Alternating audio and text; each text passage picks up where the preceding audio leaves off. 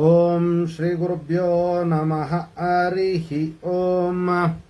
ಓಂ ಕಾತ್ಯಾಯನಾಯ ವಿದ್ಮಹೇ ಕನ್ಯಾಕುಮಾರಿ ಧೀಮಹಿ ತನ್ನೋ ದುರ್ಗಿ ಪ್ರಚೋದಯಾತ್.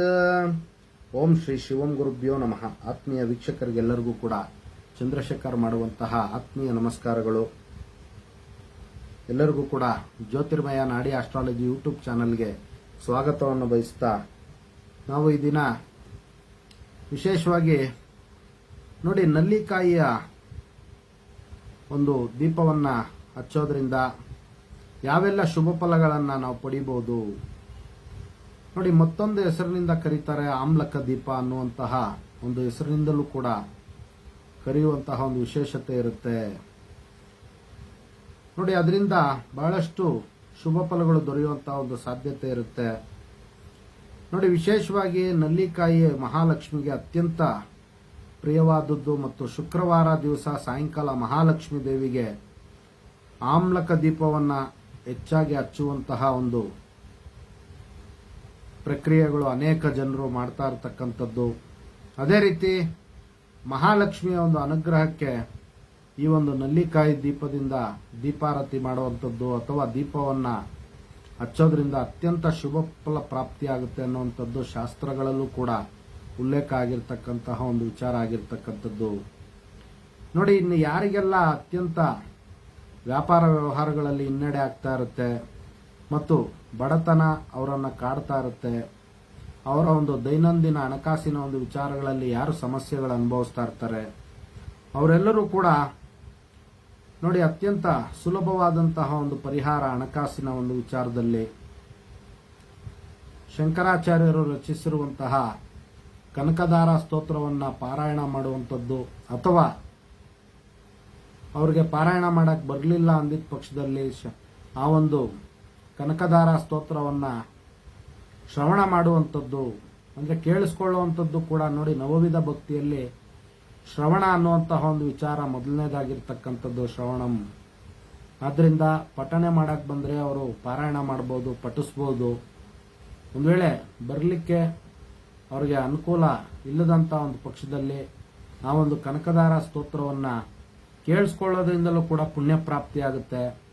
ಮತ್ತು ಸಂಜೆ ಸಮಯದಲ್ಲಿ ಈ ಒಂದು ಕನಕದಾರ ಸ್ತೋತ್ರವನ್ನು ಕೇಳಿಸ್ಕೊಂಡು ಅತ್ಯಂತ ಭಕ್ತಿಯಿಂದ ಮಹಾಲಕ್ಷ್ಮಿಗೆ ನಲ್ಲಿಕಾಯಿಯ ಒಂದು ದೀಪವನ್ನು ಸಮರ್ಪಣೆ ಮಾಡೋದ್ರಿಂದ ಅವರಿಗೆ ಹಣಕಾಸಿನ ಒಂದು ವಿಚಾರಗಳಲ್ಲಿ ಬಹಳಷ್ಟು ಅನುಕೂಲಗಳಾಗುತ್ತೆ ಮತ್ತು ಅವರ ಒಂದು ದುಃಖ ಮತ್ತು ದಾರಿದ್ರ್ಯಗಳು ದೂರ ಆಗುತ್ತೆ ಅನ್ನುವಂಥದ್ದು ಶಾಸ್ತ್ರದಲ್ಲಿ ಉಲ್ಲೇಖ ಆಗಿರ್ತಕ್ಕಂಥದ್ದು. ಇನ್ನು ನೋಡಿ, ನಲ್ಲಿಕಾಯಿಯಿಂದ ತಯಾರು ಮಾಡಿದಂತಹ ಒಂದು ನಲ್ಲಿಕಾಯಿ ಮರಬ್ಬ ಆಗಿರ್ಬೋದು, ನಲ್ಲಿಕಾಯಿಯ ಒಂದು ಚಟ್ನಿ ಅಥವಾ ನಲ್ಲಿಕಾಯಿಯ ಗೊಜ್ಜನ್ನು ಮಹಾಲಕ್ಷ್ಮಿಗೆ ನೈವೇದ್ಯವಾಗಿ ಸಮರ್ಪಣೆ ಮಾಡಿ ಮತ್ತು ಮಹಾಲಕ್ಷ್ಮಿಯ ಮುಂದೆ ನಲ್ಲಿಕಾಯಿಯ ದೀಪವನ್ನು ಬೆಳಗೋದ್ರಿಂದ ಅವರ ಒಂದು ದರಿದ್ರಗಳೆಲ್ಲವೂ ಕೂಡ ನಾಶವಾಗಿ ವಿಶೇಷವಾಗಿ ಅವರಿಗೆ ಹಣಕಾಸಿನ ಒಂದು ಸೌಕರ್ಯ ಆಗುತ್ತೆ. ಇನ್ನು ಮಹಾಲಕ್ಷ್ಮಿ ದೇವಿಗೆ ನಲ್ಲಿಕಾಯಿ ದೀಪದಿಂದ ಆರತಿ ಮಾಡಿದ್ರೆ ಅಂಥವರ ಮನೆಯಲ್ಲಿ ಸರ್ವ ದುಃಖಗಳು ಮತ್ತು ಹಣಕಾಸಿಗೆ ಸಂಬಂಧಪಟ್ಟಂತಹ ದಾರಿದ್ರ್ಯಗಳೆಲ್ಲವೂ ಕೂಡ ನಿವಾರಣೆಯಾಗಿ ಅವರ ಒಂದು ವ್ಯಾಪಾರ ವ್ಯವಹಾರಗಳಾಗಿರ್ಬೋದು, ಉದ್ಯೋಗ ವಿಚಾರಗಳಾಗಿರ್ಬೋದು ಮತ್ತು ಅವರು ಮಾಡುವಂತಹ ಒಂದು ಸಾಮಾಜಿಕ ವಿಚಾರಗಳಲ್ಲಿ ಅವರಿಗೆ ಕೀರ್ತಿ ಯಶಸ್ಸು ಪ್ರಾಪ್ತಿಯಾಗುತ್ತೆ ಅನ್ನುವಂಥದ್ದು ಶಾಸ್ತ್ರದಲ್ಲಿ ಹೇಳಿರ್ತಕ್ಕಂಥದ್ದು. ಅದೇ ರೀತಿ ನೋಡಿ, ಕಾರ್ತಿಕ ಮಾಸದಲ್ಲಿ ವಿಶೇಷವಾಗಿ ಮಹಾಲಕ್ಷ್ಮಿಯ ಒಂದು ಅನುಗ್ರಹಕ್ಕೆ ನಲ್ಲಿಕಾಯಿ ಒಂದು ದೀಪವನ್ನು ಹಚ್ಚುವಂಥದ್ದು ಸರ್ವಶ್ರೇಷ್ಠವಾಗಿ ಇರುವಂತಹ ಒಂದು ವಿಚಾರ ಇರುತ್ತೆ. ಅವರಿಗೆ ಲಕ್ಷ್ಮೀನಾರಾಯಣರ ಒಂದು ಅನುಗ್ರಹ ಬಹಳಷ್ಟು ಬೇಗ ಆಗುತ್ತೆ ಅನ್ನುವಂಥದ್ದು ನಂಬಿಕೆ ಆಗಿರ್ತಕ್ಕಂಥದ್ದು. ಅದೇ ರೀತಿ ನೋಡಿ, ಉತ್ಥಾನ ದ್ವಾದಶಿ ಅಥವಾ ಶುಕ್ರವಾರ ಸಮಯಗಳಲ್ಲಿ ತುಳಸಿಯ ಕಟ್ಟೆ ಮುಂದೆ ವಿಶೇಷವಾಗಿ ನಲ್ಲಿಕಾಯಿಯ ಒಂದು ದೀಪಾರಾಧನೆ ಮಾಡೋದ್ರಿಂದ ಅವರಿಗೆ ಮಹಾಲಕ್ಷ್ಮಿಯ ಅನುಗ್ರಹ ಆಗುತ್ತೆ. ಅವರ ಅಭಿಷ್ಟಗಳು ಮತ್ತು ಅನೇಕ ವಿಧವಾದಂತಹ ಒಂದು ಸುಖ ಸಂತೋಷ ಪ್ರಾಪ್ತಿಯಾಗುತ್ತೆ.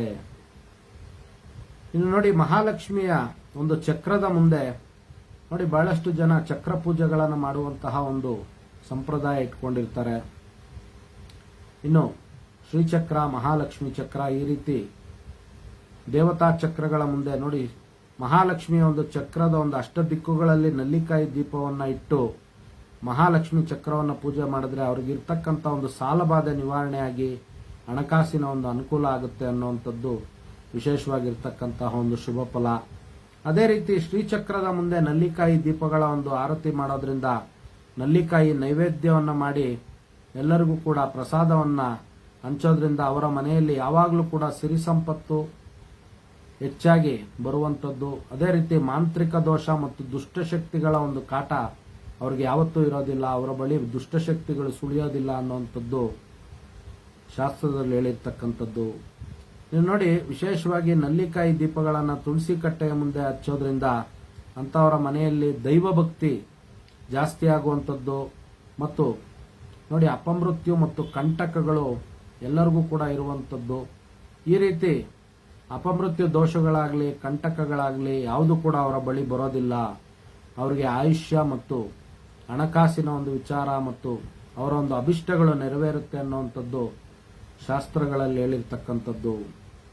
ಇನ್ನು ನೋಡಿ, ನಲ್ಲಿಕಾಯಿ ದೀಪಗಳನ್ನು ಬೆಳಗೋದ್ರಿಂದ ಬಹಳ ಸುಲಭವಾಗಿ ಮಹಾಲಕ್ಷ್ಮಿಯ ಒಂದು ಕೃಪಾ ಕಟಾಕ್ಷವನ್ನ ಅವರು ಪಡ್ಕೊಳ್ಬಹುದು ಮತ್ತು ಸಿರಿ ಸಂಪತ್ತುಗಳನ್ನ ಮತ್ತು ಕೀರ್ತಿಯನ್ನ ಪಡೆಯಬಹುದು ಮತ್ತು ಅವರ ಮನೆಯಲ್ಲಿ ಯಾವಾಗಲೂ ಕೂಡ ಸುಖ ಸಂತೋಷ ಸಿರಿ ಸಂಪತ್ತುಗಳು ನೆಲೆಯಾಗುತ್ತೆ ಅನ್ನುವಂಥದ್ದು ಶಾಸ್ತ್ರದಲ್ಲಿ ಹೇಳಿರ್ತಕ್ಕಂಥದ್ದು. ಇದಿಷ್ಟು ಕೂಡ ಸಂಕ್ಷಿಪ್ತವಾಗಿ ನಲ್ಲಿಕಾಯಿ ದೀಪ ಅಥವಾ ಆಮ್ಲಕ ದೀಪ ಒಂದು ವಿಚಾರಗಳಾಗಿರ್ತಕ್ಕಂಥದ್ದು.